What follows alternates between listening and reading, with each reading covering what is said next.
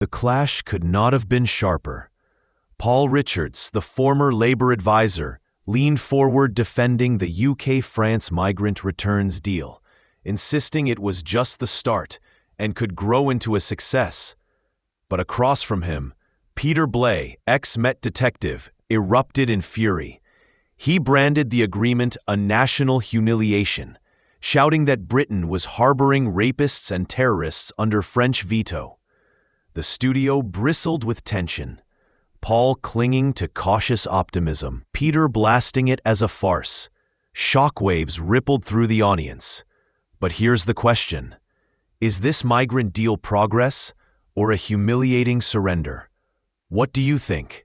Did you know over 95% of our viewers aren't subscribed? Subscribing is free and helps us create more great content. Hit subscribe now and join our community.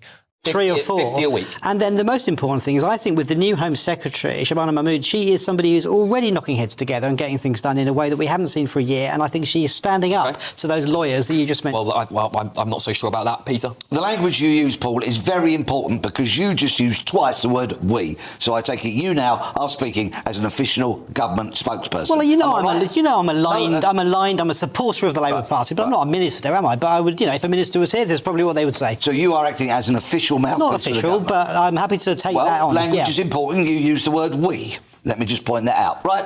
I've got a new phrase for all these illegals coming in. Keir's cargo.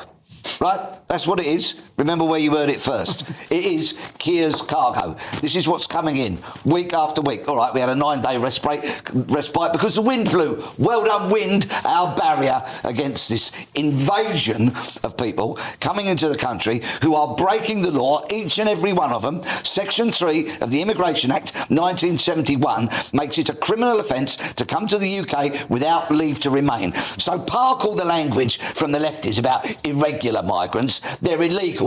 When they get here, stick them in a camp like that one being proposed down near Portsmouth, cover it, surround it with razor wire, snarling Alsatians, keep them there and send them back from whence they came. Peter, I couldn't agree more with you. I think we need a much tougher line here, Linda. And it does really, they're talking about specifically about this deal, because when you see the amount of people that came here just this week, over 1,150 and something along the lines in total, it makes a mockery. Even if the government get up to 50, that's one boat. Well, as I said earlier, it's a black comedy. But the whole point here, and this is a view that's amplified by every migration and border control expert I've listened to, is that this is being done because we need a big deterrent, something that makes this country unpalatable to the people who are flooding in. Now, the problem with this scheme is the numbers are tiny, and even if the pilot scheme is successful and it's expanded, it still can't be expanded enough. Now, even when politicians say to me, well, we should never have been Rwanda because Rwanda would have been a deterrent. No, it wouldn't. Even Rwanda would not have significant enough numbers to actually act as a deterrent. Most border force officials say that you have to be prepared to say that you will maybe get 50 to 80% of people returned. That's the kind of number that means it's a deterrent. Welcome to this cell. There's the razor wire. There's my snarling Alsatian. That's a deterrent. What else can we do, Peter? Because what I think is this. I think the only way to end this crisis, because I think many of them will go to those. I think they'll be happy to go to some of those camps, to be quite honest, to get out of France, considering they are living lawless over there. But from there, they would be deported. That's what I want to hear. That's why you would deport them all. Of course. How far back would you deport everyone that's come here for the foreseeable part, let's say, since 2018, 2017 when this started? Great point. What happened to the 35,000 that came over the other year? Exactly. And the 35,000 a year before that, and the 30,000 a year before that? Where are they? What are they doing in this country? I want to know. I demand we should be told by this pathetic Home Office and this abysmal government. We want to know where they are. And before Paul pipes up, I agree, of course, many of them will have come under a different government. We still need to know. Yeah. Where are they? What are they doing? Are they on benefits? Are they working and contributing? What are they doing? Yeah, Paul, I have no love for the last government's stance on this. I think they did an absolutely horrendous job of getting control of this, and I do sympathise that Labour's got to do something, but it doesn't look like they're doing anything. I think this returns deal is a complete political theatre, just look tough but doing absolutely zilch. Well, I disagree again because it's new and it's going to be a pilot scheme. And if it works, maybe we can do similar deals with other countries and ramp it up and then create that deterrent that we all want. We all want the boats to stop. We all want the boats to stop, right?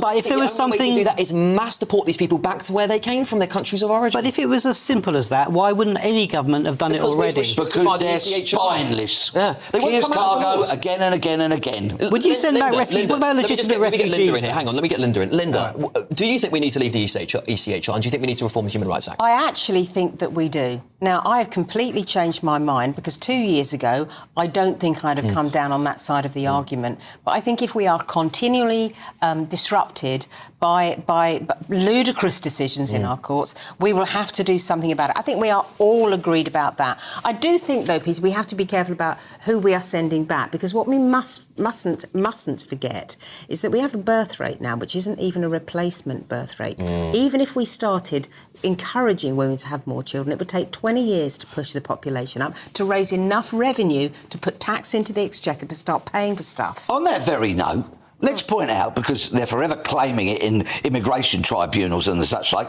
I came from a war-torn country. There was a civil war going on in my country. Well, do you know what? Why didn't you pick a side and choose death before dishonour and fight for your country? Are we getting boatloads of cowards coming here then? Only the ones who don't want to fight? Because what kind of benefit are they going to be to our country? If they won't fight for their own country, they're hardly likely to enlist in our army and fight for ours, are they? The problem I've got, just to wrap this up, the problem I've got is the man I mentioned at the top of my monologue. Don't forget to like, comment, and subscribe to Next UK, your go-to for real stories and sharp analysis.